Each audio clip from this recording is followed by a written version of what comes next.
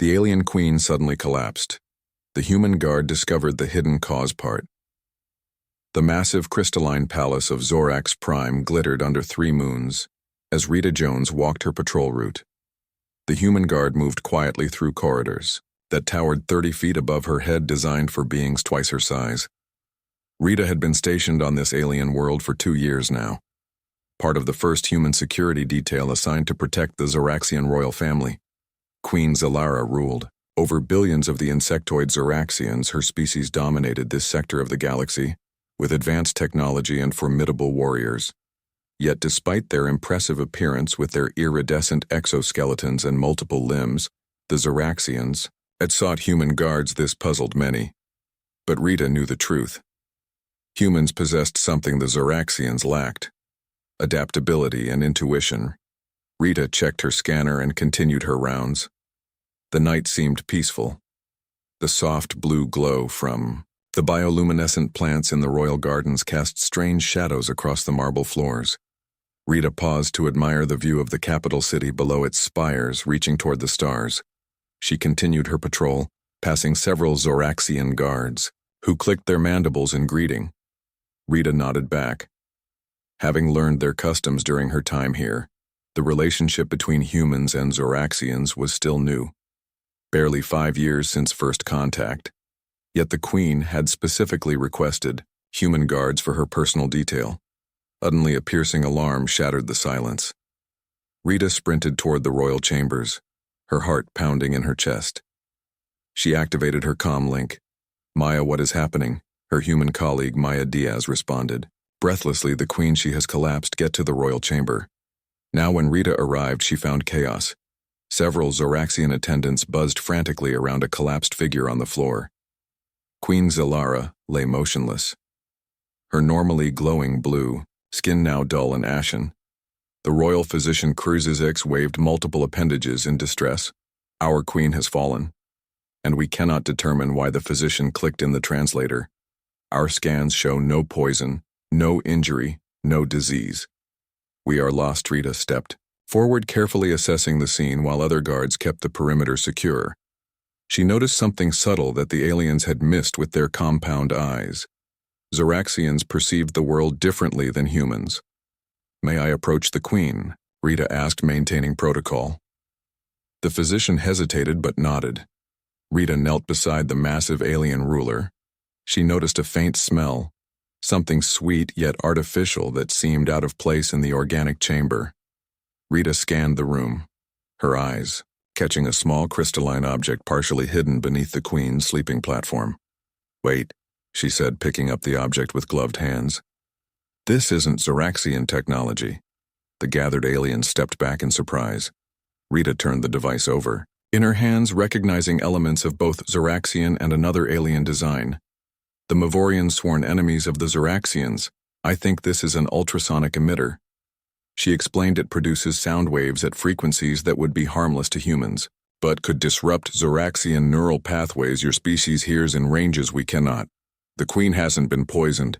She's been subjected to targeted sound waves." The physician quickly scanned the device and trilled in alarm. "She is correct. This device has been emitting frequencies precisely calibrated to our Queen's unique neural pattern. Someone with intimate knowledge of her biology planted this assassination." Rita quickly deactivated the device within minutes.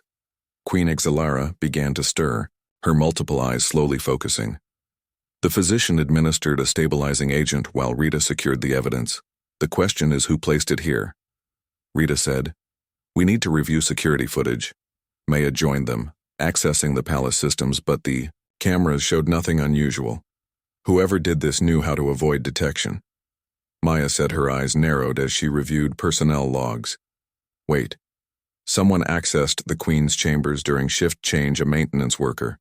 But when I cross-reference with staff records, that worker doesn't exist." The Queen's antennae quivered as she regained consciousness. She spoke in clicks and hisses which the translator converted. "The peace treaty," she whispered. "The Mavorians seek to prevent our alliance with humans. They fear our combined strength." Rita and Maya exchanged glances. Both understood the implications. The Mavorians had infiltrated the palace, specifically to prevent the upcoming treaty signing if the Queen had died during human guard duty. The alliance would have collapsed. We need to increase security immediately, Maya ordered. But we also need to catch whoever planted this. The imposter could still be in the palace. Rita studied the device again, noticing microscopic markings. This technology has components that aren't Mavorian. She observed the physiological targeting is too precise. This was an inside job. Someone who had access to the Queen's medical records. The Queen chittered softly. Her closest advisor, Vex, stepped forward, his mandibles clicking rapidly. Your Majesty, you must rest, he insisted. The treaty signing can wait. Dan noticed something odd about Vex's movements, the slight tremor in his secondary limbs, the way he positioned himself between the Queen and the exit. Maya noticed, too. She subtly shifted position. Placing herself between Vex and the Queen, Rita watched carefully as the situation unfolded, tension filling the air. The Zoraxian guards seemed oblivious to the subtle danger, but the human guards sensed it there, instincts alerting them to the threat hidden in plain sight. The alien Queen suddenly collapsed. The human guard discovered the hidden cause part. The human guard's quick actions saved everyone when Vex suddenly pulled out a crystalline weapon. Rita tackled him with surprising strength for her smaller size. Maya disabled him with a targeted stun pulse from her sidearm. The Zoraxian guards moved in, surrounding the fallen advisor, their mandibles clicking in shock and anger. How could one of their own betray the Queen? Vex hissed and sputtered as the stun pulse wore off. You fools, he clicked. The alliance will doom our species. Humans are dangerous, unpredictable. The Queen raised herself to her full 12-foot height, her compound eyes flashing with anger. Take him to the holding cells, she commanded. We will extract the truth. As the guards dragged Vex away, Rita examined the weapon he had dropped. It was similar to the sonic device, but designed to deliver a fatal pulse at close range. This was no improvised attack, but a carefully planned assassination. Admiral Nix, the head of royal security, approached Rita and Maya, his massive form towering over them. How did you know? He asked his translator, struggling to convey his confusion. Intuition, Rita explained. Humans rely on it. We noticed his body language. The subtle signs of deception. Our species evolved as predators. We can sense when something isn't right. The Admiral clicked thoughtfully. Perhaps this is why our Queen requested human guards. Your different perspective sees what we cannot. Maya nodded. It was a wise decision. The Queen had been moved to the medical chamber for treatment. Rita and Maya were summoned there. An hour later, they found her surrounded by medical technology, much of it unfamiliar to human eyes. The Queen addressed them directly, her voice translated through the chamber speakers. Your quick thinking saved my life and possibly prevented. Rita bowed slightly. Your Majesty, we were doing our duty. I wish to speak with you privately, the Queen said, dismissing her attendants, when they were alone. The Queen spoke again, her voice lower. There is more at stake than you know. The treaty we are to sign in 3 days is not merely a peace agreement. It will unite our species against a greater threat. What threat? Maya asked. The devouring swarm, the Queen replied. They consume entire worlds. They have already taken 5 systems at the edge of our territory. They cannot be reasoned with. They do not communicate. They only consume. The Mavorians believe they can bargain with the swarm, offer them human worlds in exchange for safety. They are fools. Rita felt a chill run down her spine. This information hasn't been shared with Earth. Not yet, the Queen admitted. Your leaders know only that we seek alliance. They do not know why we need to present this carefully, or it could cause panic. Why tell us now? Rita asked. Because I need your help, the Queen said, her massive form shifting uncomfortably. I believe there are more traitors in my court. Vex cannot have acted alone. The attack was too sophisticated, too precise. I need humans I can trust to help me identify them before the treaty signing. Maya frowned. That puts us in a difficult position, Your Majesty. Our primary duty is to Earth. The Queen nodded. I understand, but our fates are now linked. If this treaty fails, the swarm will consume us all, including Earth. They are less than 2 years from your borders at their current pace. Rita and Maya exchanged looks, both understanding the gravity of the situation. What would you have us do? Rita asked. Investigate quietly. The Queen said, find the traitors without alerting them. I will provide you with access to all palace systems and records. What about our commanding officer? Maya asked. Shouldn't we inform Captain Kim? The Queen hesitated. I leave that to your judgment, but be cautious. We do not know how far this conspiracy reaches. After leaving the Queen's chambers, Rita and Maya discussed their next steps. We should tell Kim. Rita said she's trustworthy. Maya nodded, but discreetly. The fewer people who know what we're doing, the better. They found Captain Susan Kim in the Human Security Office reviewing patrol schedules. The captain listened carefully to their report, her face grave. This is above our pay grade, she said finally. But the Queen is right. We can't risk a panic or alerting the conspirators until we know who they are. She tapped her fingers on the desk, thinking. You two discovered the first attack. The Queen trusts you continue the investigation officially. You're doing a security review of the palace. He'll provide cover. What about Earth Command? Rita asked. He'll send an encrypted message to Ambassador Fiona Taylor. She needs to know what's coming, but I'll keep your names out of it for now. The three women developed a plan. Maya would analyze the palace security systems looking for vulnerabilities. Rita would review personnel files searching for connections to Vex, while Captain Kim would maintain normal security operations to avoid arousing suspicion.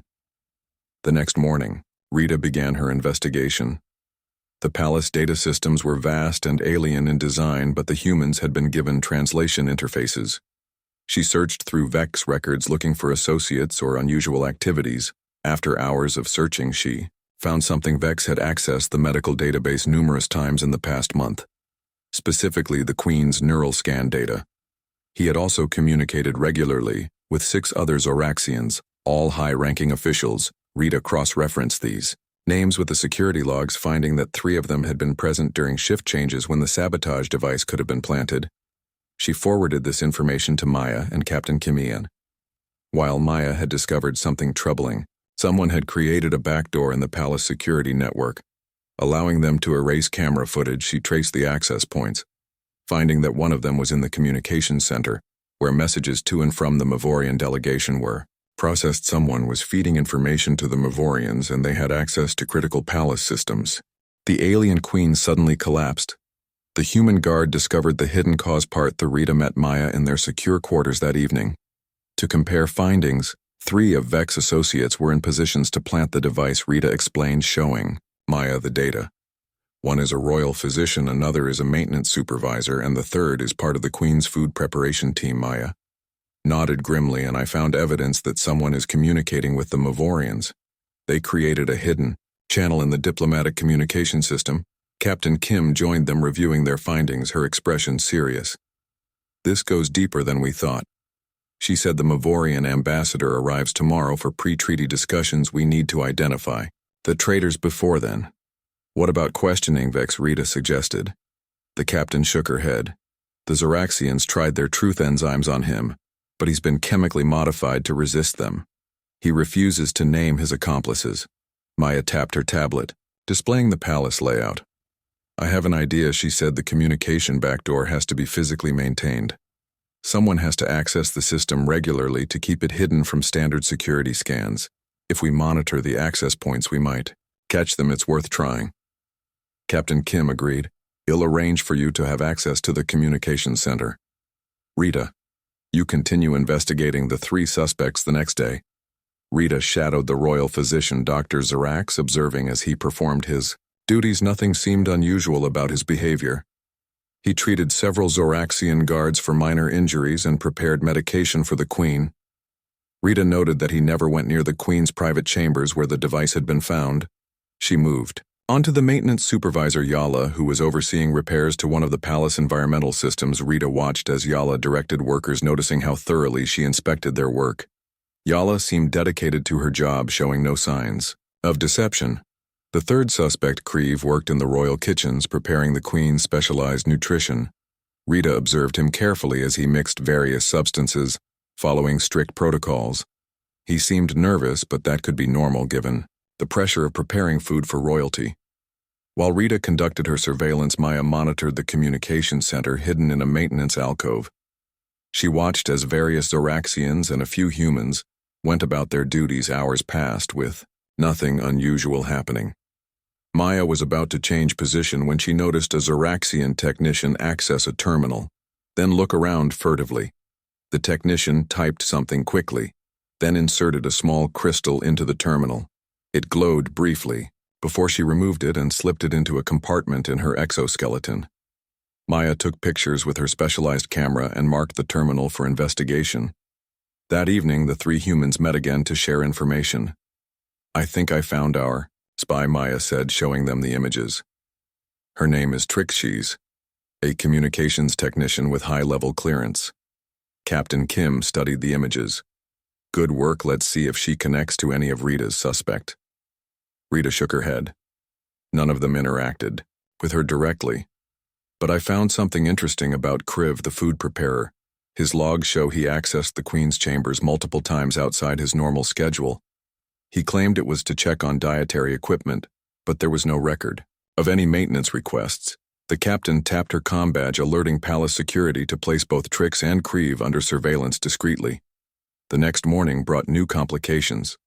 The Mavorian delegation had arrived, led by Ambassador Gorks, a tall spindly alien with red chitin instead of the blue of the Zoraxians. Despite being a different species, they shared common ancestry, evident in their similar body structures.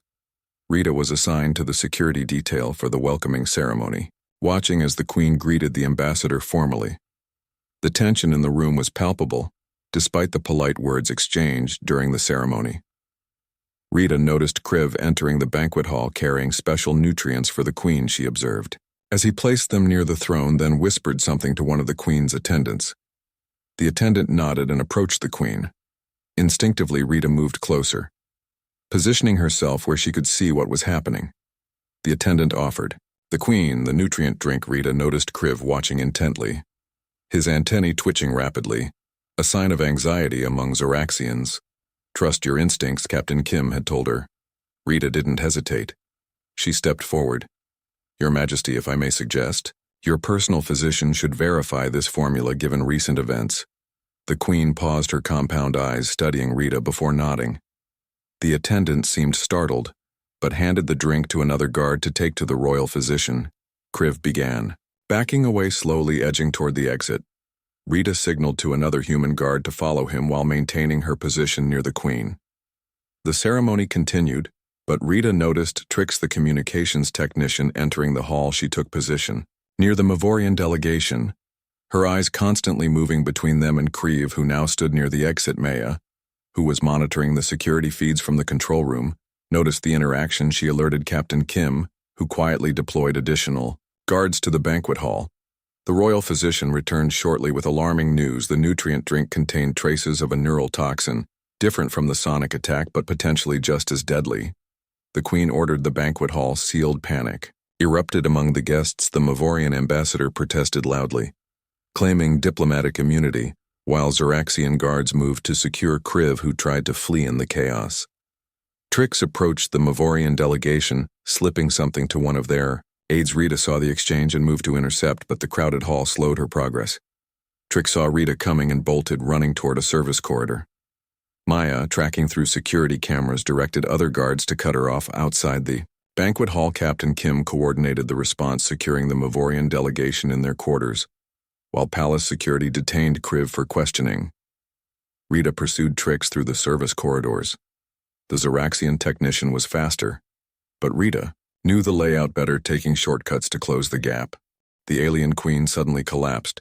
The human guard discovered the hidden cause part for Rita cornered Trix in a maintenance bay. The Zoraxian technician backed against the wall, her mandibles clicking rapidly in distress. "Give up," Rita said. "There's nowhere to go," Trix hissed. "You humans don't understand what you're doing. The alliance is a mistake." Rita kept her distance, knowing how quickly Zoraxians could move. "Why is it a mistake? The swarm cannot be defeated." Trix clicked. "The Mavorians have the right approach. Sacrifice some to save many. Better to give them human worlds than lose everything." "So you admit you're working with them?" Rita said, keeping Trix talking while she waited for backup. Trix laughed, a strange chittering sound.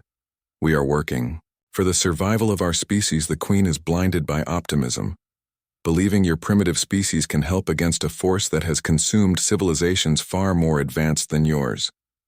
Maya spoke through Rita's earpiece. "Backup is 30 seconds. Out. Keep her talking." Rita stepped closer.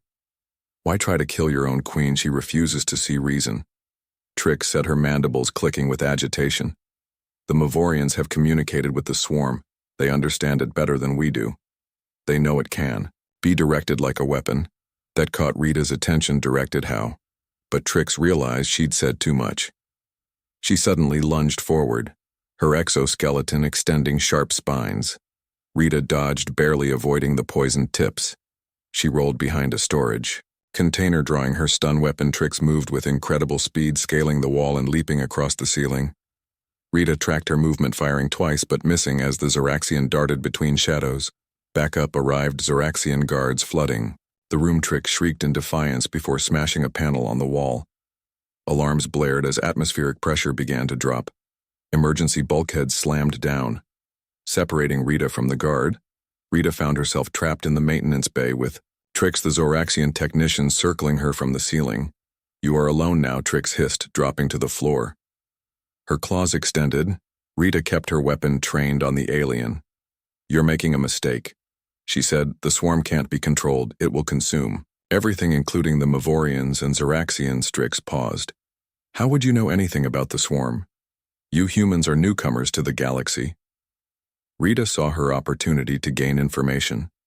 The Queen told us about them. They're less than 2 years from Earth space. Trix chittered in what sounded like laughter.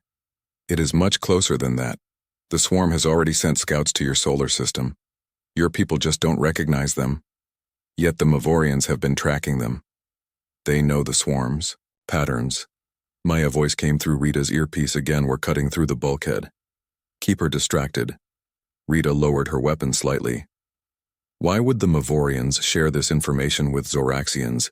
If they're enemies, we are not all blind to reality. Trix said, some of us understand that traditional enemies must unite against greater threats. The Mavorians offered us protection. They have technology that can repel the swarm technology they got from the swarm. Rita guessed, seeing Trix antennae twitch in confirmation. So that's it.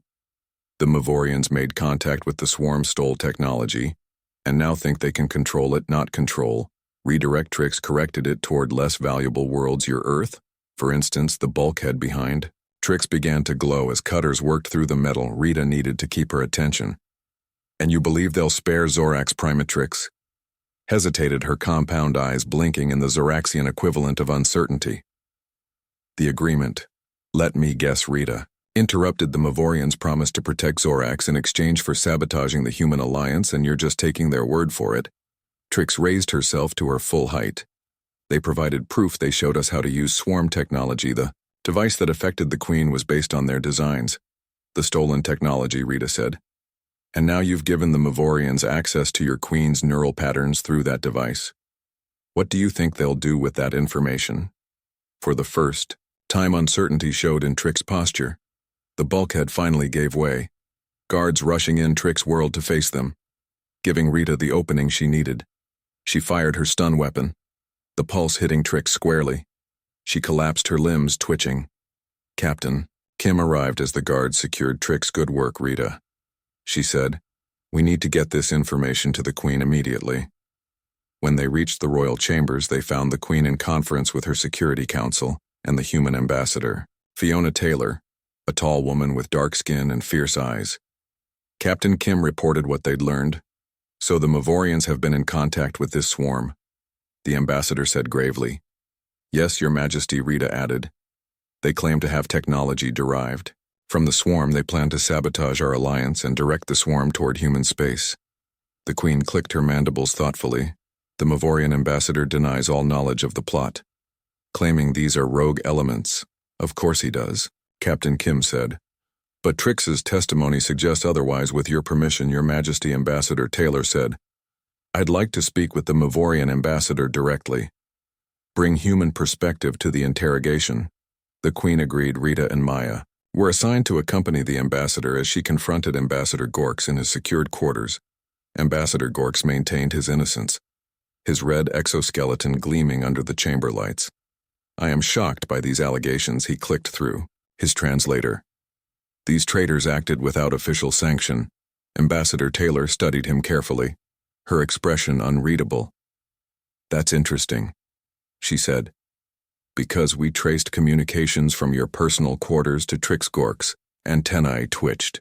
Wildly, that is impossible. Taylor asked, showing him data on her tablet. This is the communication signature from your quarters matching the encryption used in the back door. Maya discovered. Gorks clicked rapidly in distress. I was framed. No ambassador, Taylor said, leaning forward. You weren't. Our AI analysis shows distinctive patterns in the code that match your personal communication style. Gorks froze, his compound eyes fixed on Taylor. How could you know my communication style? Taylor smiled thinly. We have our methods now. Let's discuss what you're really doing here. The alien queen suddenly collapsed. The human guard discovered the hidden cause part. 5 Ambassador Gorks broke under Taylor's relentless questioning, revealing the full extent of the Mavorian plan. They had indeed made contact with an advanced scout of the swarm, a small probe that had crashed on a Mavorian colony world. From it, they had recovered technology and, more importantly, a basic understanding of the swarm's behavior. The swarm operates like a fluid, Gorks explained. It follows paths of least resistance, seeking biomass to convert. The Mavorians discovered that certain energy signatures could repel it, directing it toward other targets, and you plan to direct it toward Earth, Rita said, anger in her voice. Gorks clicked defensively. Our scientists calculated it was the optimal solution. The swarm would be occupied with Earth for decades, giving our worlds time to develop better defenses. Ambassador Taylor leaned forward, her eyes cold. And tell me, Ambassador, how is that working out for you? Gorks shifted uncomfortably. What do you mean? Taylor nodded to Maya, who displayed images on the wall screen. These are long-range scans of the Mavorian colony, Raxus IV, taken yesterday. Gorks stared in horror. The images showed a planet partially engulfed in swirling gray masses that seemed to be consuming the surface. That is impossible, he whispered.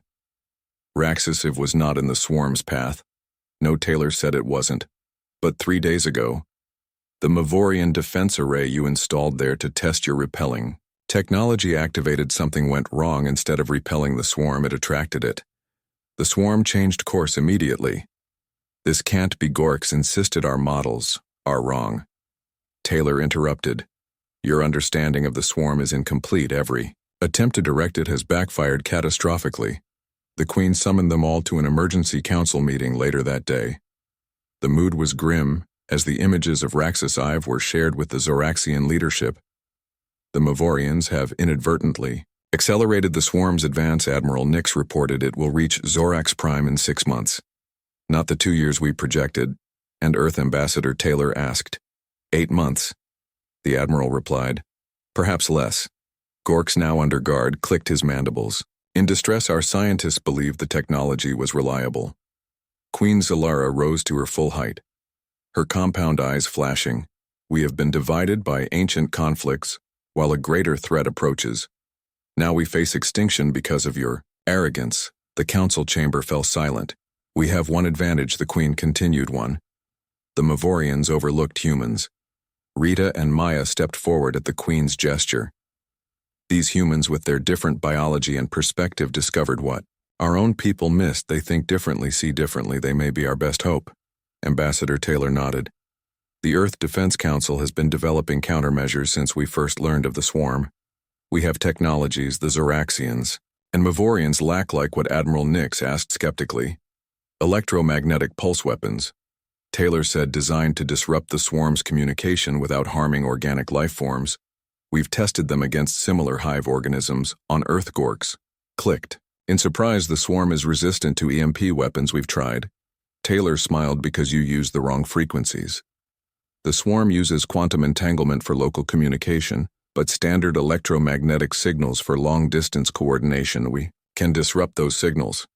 The Queen studied Taylor carefully. You knew more about the swarm than you revealed. Taylor nodded. We suspected its existence before official contact with your species. We've been preparing quietly, not wanting to cause panic. The meeting continued for hours as humans and aliens shared information, developing a unified strategy against the swarm. Rita and Maya contributed their observations, providing insights that the aliens had missed due to their different perceptual systems. 3. Days later, the treaty was signed, not just a peace agreement now, but a military alliance against the swarm Queen Zalara, and Ambassador Taylor stood side by side as representatives from all three species formalized their cooperation. Afterwards, the Queen requested Rita and Maya's presence in her private chambers. "Your service has been invaluable." She told them, "You uncovered a plot that might have doomed us all. We were just doing our job." "Your Majesty," Rita said. The Queen clicked thoughtfully. "Perhaps, but it highlights why I requested human guards in the first place. Your species sees the universe differently than mine. Where we perceive patterns, you see anomalies. Where we follow logic, you follow intuition. Together, we are stronger than either." Alone Maya nodded. "The same reason the Alliance will work against the swarm." "Precisely," the Queen said. "I am appointing you both to the Joint Defense Council. Your perspective will be crucial in the coming conflict." The human guards accepted their new roles, understanding the gravity of the situation that faced them. The swarm was coming faster than anticipated, but now they would face a united response. In the weeks that followed, Earth sent its advanced technologies to Zorax Prime, while Zoraxian engineers helped retrofit human ships with their superior propulsion systems. Even the Mavorians contributed, sharing what they had learned from their failed experiments. Rita found herself working closely with Admiral Nix, developing new security protocols for the joint fleet. "Do you think we can win?" she asked him one evening as they reviewed battle plans. The Admiral was silent for a moment, his compound eyes reflecting the starlight from the viewport. "The swarm has never faced a united opposition before," he said. "Finally, it has always exploited our divisions, our different biologies and technologies. Now those differences have become our strength." Captain Kim joined them with new intelligence reports. "The first joint fleet will be ready in 3 months, she said. "We'll have 30 ships with the new EMP weapons." "Not enough," Rita said, looking at the projected path of the swarm. "Perhaps not." Kim agreed, "but it's only the beginning. Production is ramping up on all allied worlds." Admiral Nix clicked his mandibles. "Our scientists are already integrating human insights into new defensive systems. What one species misses, another notices." That night, Rita stood on the balcony of the palace, looking up at the stars somewhere out there. The swarm was coming, consuming worlds in its path, but for the first time she felt hope. The attempted assassination of Queen Zalara had failed. Instead, it had revealed the plot and strengthened the alliance between humans and aliens. In the vast galaxy filled with wonders and dangers, humans had proven their worth not through superior strength or technology, but through their unique perspective and adaptability. The very qualities that had allowed Rita to notice what the aliens had missed now offered hope against an enemy that had never known defeat. As the 3 moons of Zorax Prime rose in the night sky, Rita smiled. Humanity had found its place among the stars.